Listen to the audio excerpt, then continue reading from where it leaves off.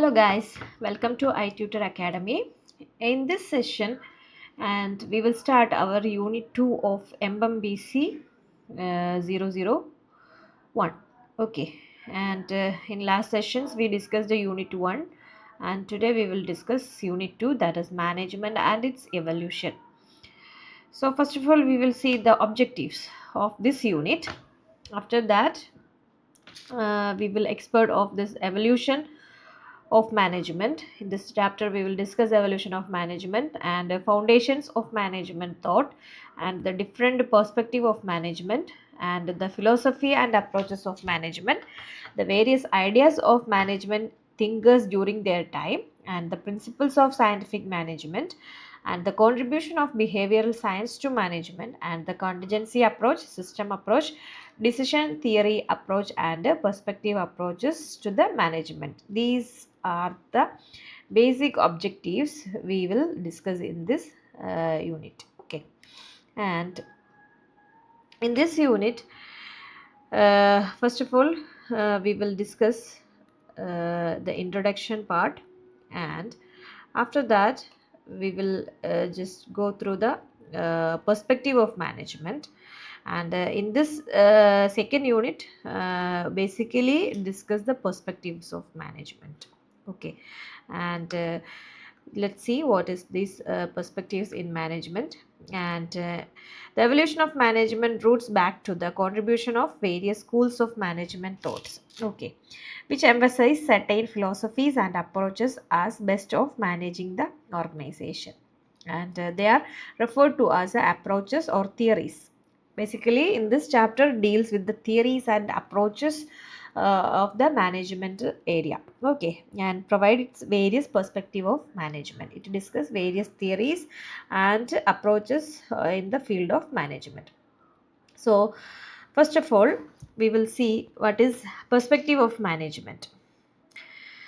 In perspective of management, the empirical or classical perspective is first one we will discuss. What is empirical or classical approach to management was it's proposed in early 20th century. This perspective proposed in early 20th century, to some extent it is accepted and practiced by many managers even today. Okay, and the exponent of this school of management emphasize the importance of the study of experience of successful managers. They claimed that such a study would provide a better understanding of the most effective way of managing an enterprise. The experience is important for the managers. In this study says that experience is important part of managers. Okay, and at a time they stressed the need for the study and the analysis of cases. However, critics view that management is not like law to be based on precedent, and management is a dynamic and a situation in which managers take a decision vary considerably to the previous experiences. So experience is the basic uh, knowledge for the managers or management level.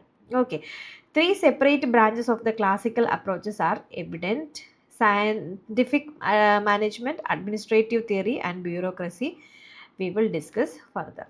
And what is scientific management? First of all, this perspective grew out of a need to improve manufacturing efficiency through more effective utilization of physical and human resources. This was proposed by F.W. Taylor. F.W. Taylor we are discussing from the first unit onwards. So it's a important author of the management area. Okay, who is considered as the father of scientific management. So F.W. Taylor is the considered as the father of scientific management, and he observed that the best management is true science, restricting upon clearly defined laws, uh, roles, and principle as a foundation. He spent a greater part of his life finding solution to the problem of achieving greater efficiency on the shop floor. And Taylor observed that the workers got used to intentionally delay the process of completing the job and complain about the tools and equipments provided to them of a low standard and obsolete. and he identified the need to teach the workers that they would not be thrown out of employment if they turn out more work. And the solution suggested by Taylor was the outcome of his own experience at work, and initially at the shop floor and later as a manager. He proposed this at the backdrop of industrial revolution. Employees gave a high degree of priority to efficient working method. Okay, so that is the view of Taylor in scientific management. Taylor was passionately interested in efficiency of working method, and he initially realized that the systematic analysis of work would find solution to all the problem associated with enhancing the efficiency of the working method. He also realized that this was the only way to address the apprehension of workers. Taylor thus consolidated his ideas at a Bethlehem Steel Company and conducted some of the most famous experiments to improve labor productivity. He has published his work in an article called The Principle of Scientific Management in 1911.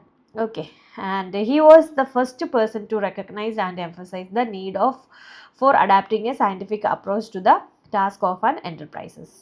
So F.W. Taylor's role in scientific management is important. That's on the period of 1911. And the element of scientific management. What are the elements of scientific management? Scientific management referred to the process of applying scientific principle to management related issues. Scientific management methods call for optimizing the way that tasks were performed and jobs simplified so that the workers could be trained to perform specialized sequences of motions in the one best way. After years of various experiments to determine optimal work methods, Taylor proposed the following four principles of management. What are that four principles? The first one is develop a science for each element of an individual's works. This would means replacing the role of thumb work method with the method based on a scientific study of the task. That is the first method is thumb work method. And prior to this, workers used to approximation which was derived from their experience. And second one is scientifically selected, train, teach and develop each worker rather than passively leaving them to train themselves. Prior to this, workers choose their own work and trained themselves as they could. And the third point is heartily cooperate with the workers so as to ensure that work is done in accordance with the principle of science that had been developed prior to this. Management and the workers were in continual conflict. Okay, and the fourth point is divide work and responsibility almost equally between management and workers. Management would take overall the work for which it is better suited than the workers, which means that the managers would apply the scientific management principle to planning the work and the workers actually performed the task. Prior to this, almost all the work and the greater part of responsibility were left to the work. These principles were implemented in many factories and the productivity increased 3 to 4 times. And Henry Ford applied Taylor's principle in his automobile factories, and even families began to use this principle in their household. Okay, and after that, the Taylor's experiment is there. You can read it from this chapter. Okay, Taylor's experiment. And Taylor demonstrated the benefit of increased productivity and earning through an experiment in Bethlehem Steelworks. Prior to scientific management, work was performed by skilled craftsmen who had learned their work in lengthy apprenticeship, and they took their own decision on the way the job have to be performed. And scientific management took away much of their autonomy and converted skilled craft into series of simplified jobs that could be performed by unskilled workers. So Taylor experiment his work through the scientific manner in Bethlehem steel workers. Okay, so Taylor experiment, you just read it.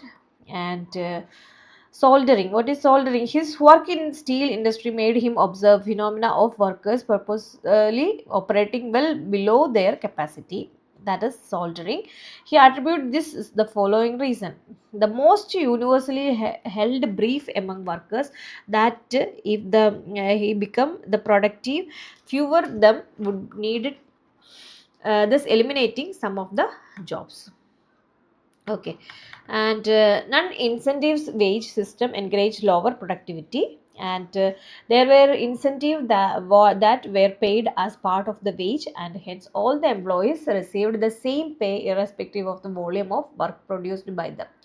They believed that the pace with which they did was good enough, and with no incentive is the pace of work is done faster that would lead to newer benchmark, and thus they were working much below their capacity. Okay, and workers relied more on the rule thumb method. Okay, we discussed before, and this wasting a lot of their effort and not following the scientific method to carry out their task. Thus Taylor conducted several experiments to determine the best way of performing in each of the tasks.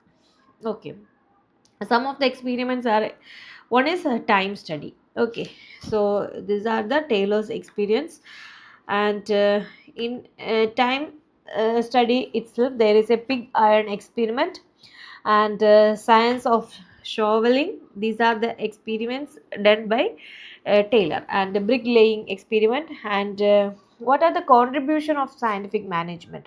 Taylor was interested in replacing traditional management with the scientific management. Okay, so F.W. Taylor is the father of scientific management. So uh, he tried to replace the traditional management system to scientific management.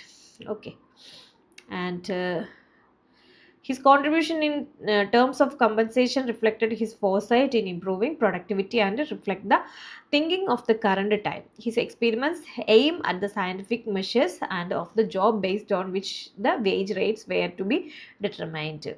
And there is many mental revolutions happened, and his contribution benefits the industry at large with rational approaches, improved working methods, evolution of incentive system, and like that many changes are happened in the management level. Okay, and there is criticism of also in scientific management.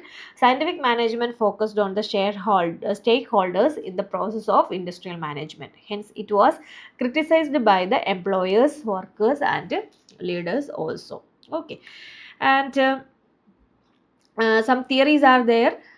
So in this session we just discussed the Taylor's scientific management theory, and his experiments also, and in next video we will discuss the theory part. Okay, so administrative theory is there, we will discuss on next video. So hope you are understand this Taylor scientific management system, and so wait for the next part.